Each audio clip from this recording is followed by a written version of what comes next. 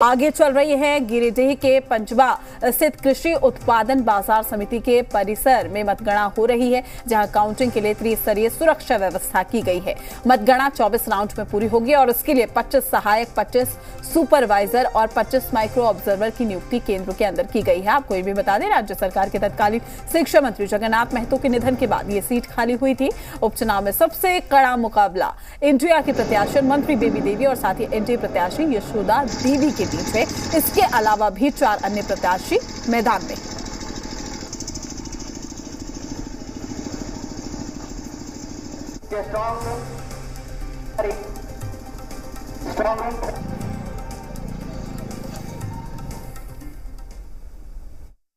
निश्चित रूप से लगभग 18 घंटे का इंतजार है। 18 के घंटे के बाद रिजल्ट आएगा और वो एनडीए के पक्ष में रहेगा। देखिए, निश्चित रूप से अब जो जनता है वो सहानुभूति पर और भावना पर बह के वोट करने वाले नहीं है। पूरी तरह से जनता विकास चाहती है। और जहाँ तक डुमरी विधानसभा क्षेत्र का मामला है, तो डुमरी विधानसभा क्षेत्र में जंगल राज कायम था, गुंडागर्दी वहाँ पर कायम था। तो वहाँ पूरे तरह से भय, भ्रम और भ्रष्टाचार की राजनीति हावी था। तो वहाँ की जनता इसे मुक्त होना चाह रही थी, आज़ाद होना चाह रहे थे और वहाँ पर विकास के लिए वोट करना चाह रहे थे। तो निश्चित रूप से विकास के लिए वोट हुआ है और एनडीए के प्रत्याशी वहाँ से जीतेगी। सर, बस कुछ चुनाव परिणाम आने वाले हैं, वोट गिनती शुरू होने वाली है, कितने आश्वस्त हैं? बिल्कुल आश्वस्त हैं। एनडीए का उम्मीदवार यशोदा देवी, भारतीय जनता पार्टी आजसू की उम्मीदवार यशोदा देवी है, वो भारी बहुमत से चुनाव जीतेंगी, पूर्ण रूप से आश्वस्त है। सर, लेकिन सत्ताधारी दल तो दावा तो करेंगे, कौन दावा करता है? एक निर्दलीय उम्मीदवार, मैं तो 6 बार से चुनाव लड़ रहा हूँ, एक निर्दलीय उम्मीदवार जो 200 वोट भी नहीं लाता वो भी कहता है कि हम चुनाव जीत रहे हैं। तो दावे करने के लिए सत्ताधारी दल क्या कहेंगे कि हम चुनाव हार रहे हैं? जगन्नाथ महतो जी ने जिस तरह से विकास का वहाँ पे काम किया है, हमारी सरकार जो वर्तमान में चल रही है उसने कितना वहाँ पे काम किया है, उन कामों को देख करके वहाँ की जनता ने उनको वोट दिया है।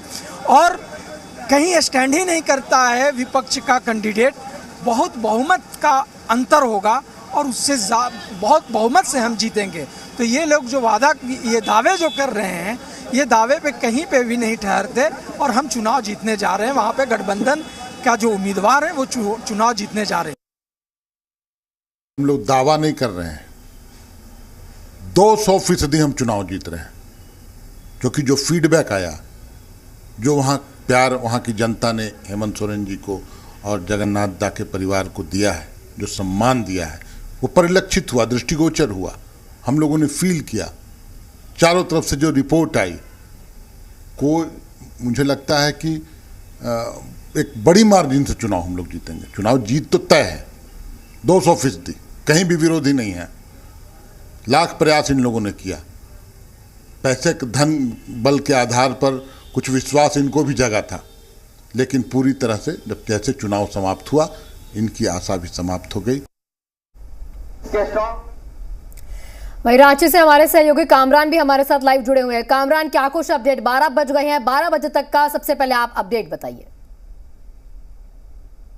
बिल्कुल, देखिए, जीत को लेकर दावे कोई भी कर रहा हो, लेकिन डुमरी की जनता ने अपना मूड बना लिया था और ईवीएम में किस्मत तमाम प्रत्याशियों की कैद है और आज मतगणना हो रही है। अगर बात करें ताज़ा गिनती की, तो 7वें राउंड की गिनती हो चुकी है और 7वें राउंड में यशोदा देवी, जो कि एनडीए की प्रत्याशी हैं, वो 1551 वोट से आगे हैं। अगर बात करें, जैसे ही मतगणना शुरू हुई थी, पहले राउंड में यशोदा देवी आगे थी। उसके बाद जो इंडिया गठबंधन की उम्मीदवार हैं बेबी देवी, उन्होंने बैकअप करते हुए 2-3 राउंड में बढ़त बनाई। उसके बाद 5वें राउंड से जो यशोदा देवी ने बढ़त बनाई है, उससे वो बरकरार रखे हुए है। तो हम कह सकते हैं कि मुकाबला दिलचस्प हो गया है, फाइट नेक टू नेक है। हालांकि 24 राउंड की गिनती होनी है, अभी तक 7 राउंड हुए हैं और 7वें राउंड में यशोदा देवी, जो कि एनडीए की उम्मीदवार हैं, उन्होंने बढ़त बना ली है। तो जैसे जैसे वक्त गुजरेगा और गिनती आगे बढ़ती जाएगी, चीज़ें और भी स्पष्ट होंगी। जी बिल्कुल कामरान, यानी कि सीधी टक्कर है, लेकिन देखिए अभी कुछ भी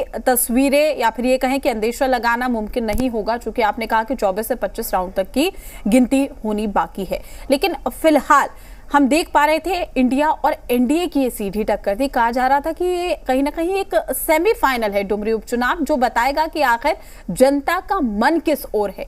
क्या कहें, बाकी तस्वीरें धीरे धीरे साफ होगी तो ये भी साफ हो जाएगा।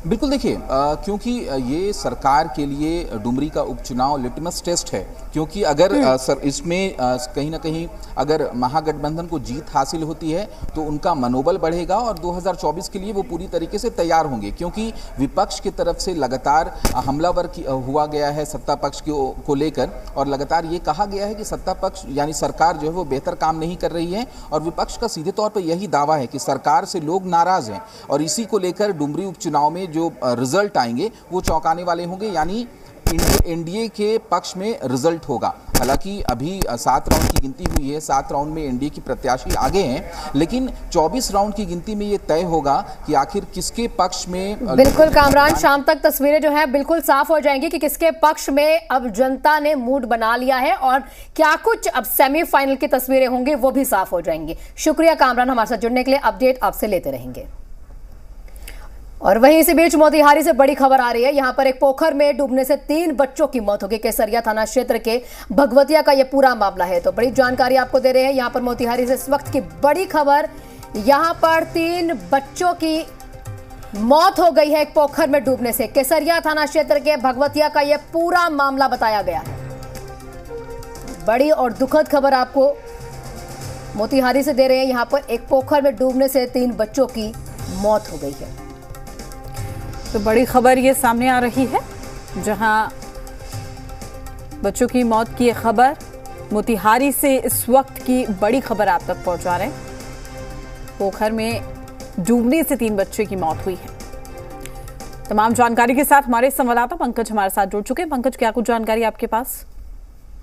मैं बता दूं, घटना केसरिया थाना की है, जहां गांव में बने एक तालाब में 3 बच्चे नहाने के दौरान डूब गए हैं। डूबने से तीनों की मौत हो गई है। हालांकि तीनों बच्चे का शव अभी ग्रामीणों ने अपने स्तर पे उसे बाहर निकाल लिया है, और जो बच्चे हैं उनका उम्र काफी कम है। जो स्थानीय लोग बता रहे हैं कि खेलने के दौरान वो नहाने गए थे, और नहाने के क्रम में तीनों बच्चे बारी बारी से डूबते चले गए थे। शुक्रिया आपका तमाम जानकारी साझा करने के लिए। तो केसरिया थाना इलाके के भगवती का ये पूरा मामला बताया जा रहा है। एक पोखर में डूबने से बच्चों की मौत हुई है। 3 बच्चों की मौत की खबर सामने आ रही है।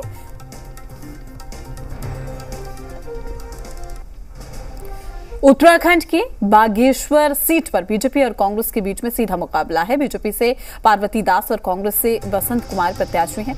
दोनों ही पार्टियों के नेता जीत के दावे कर रहे हैं।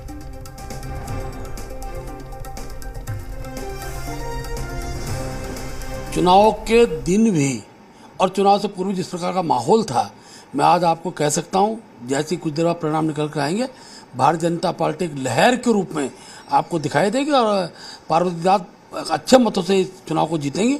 और जो हमने इस बीच संगठनात्मक रूप से हमने जो समीक्षा की है, प्रत्येक बूथ का जो हमने मत प्रतिशत की जानकारी ली है, तो उसमें अच्छी संख्या में टोटल मतदान का 60% ज़्यादा वोट भारतीय जनता पार्टी के पक्ष में पड़ा है, ऐसा हमारा अनुमान है। देखिए, लोग वहाँ परिवर्तन के लिए वोट कर रहे हैं। 3 एंटी इनकम्बेंसीज बागेश्वर में भाजपा के खिलाफ काम कर रही थी, सेंट्रल गवर्नमेंट की, स्टेट गवर्नमेंट की, और जो परिवार चुनाव में था उस परिवार की भी एंटी इनकम्बेंसी थी, और इन तीनों का प्रभाव है कि कांग्रेस वहाँ चुनाव जीत रही है। और हमारे उम्मीदवार के लिए लोगों की धारणा अच्छी थी, और पार्टी बिल्कुल संगठित होकर के चुनाव लड़ी। वहीं पर बागेश्वर सीट पर कांग्रेस ने जीत का दावा किया है। प्रदेश कांग्रेस अध्यक्ष करण माहरा ने जी मीडिया से खास बातचीत भी की है। क्या कुछ कहा, आप भी सुनिए। अब से कुछ समय बाद बागेश्वर विधानसभा उपचुनाव के लिए मतगणना शुरू होगी। मेरे साथ कांग्रेस के प्रदेश अध्यक्ष करण माहरा जी हैं। करण जी, ये पहला चुनाव हमने देखा था जिसमें कांग्रेस एकजुट नजर आ रही थी। तमाम वरिष्ठ नेताओं से लेकर आपने लंबे समय तक वहाँ कैंप किया। अब कितनी उम्मीद है, क्योंकि आकलन तो लग जाता है कार्यकर्ताओं के फीडबैक से, क्या होने जा रहा है इसमें?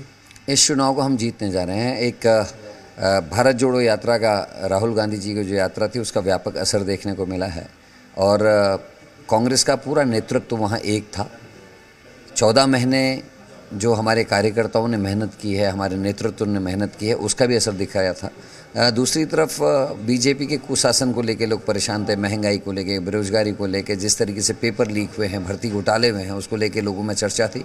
महिलाओं के उत्पीड़न पर खासी चर्चा थी, चाहे वो मणिपुर की घटना हो, चाहे वो अंतर्राष्ट्रीय बहनें जो खिलाड़ी हैं उनके संग अपमान हुआ हो, चाहे अंकिता मर्डर केस में वीआईपी के नाम को छिपाने की जिद्दोजहद की हो, चाहे केदारनाथ की घटना हो, चाहे वो जोशीमठ का शय बीजेपी की सरकार में जो हुआ, ये टोटल फेलियर्स पे भी लोगों की चर्चा थी और मुझे पूरी उम्मीद है कि कांग्रेस इस चुनाव को जीत के आएगी।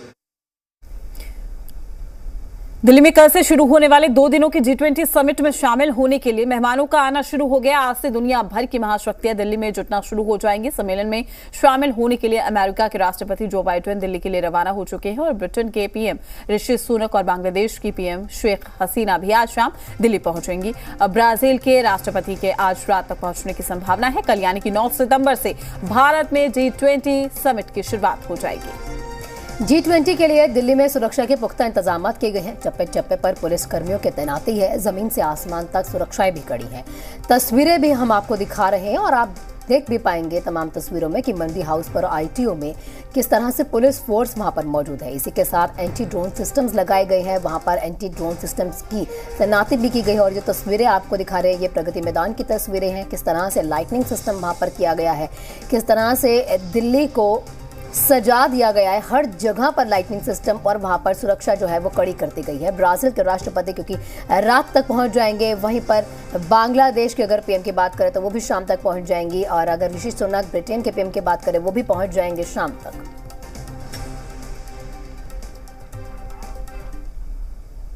18वें G20 शिखर सम्मेलन में शामिल होने के लिए अमेरिका के राष्ट्रपति जो बाइडेन भारत आ रहे हैं। भारतीय समय के मुताबिक रात 2:15 पर उनके विमान एयरफोर्स 1 ने वॉशिंगटन से दिल्ली के लिए उड़ान भरी है। बाइडेन का विमान शाम करीब 6:40 पर दिल्ली में लैंड करेगा, जहां केंद्रीय राज्य मंत्री जनरल VK सिंह उनका स्वागत करेंगे। सूत्रों की अगर माने तो बाइडेन एयरपोर्ट से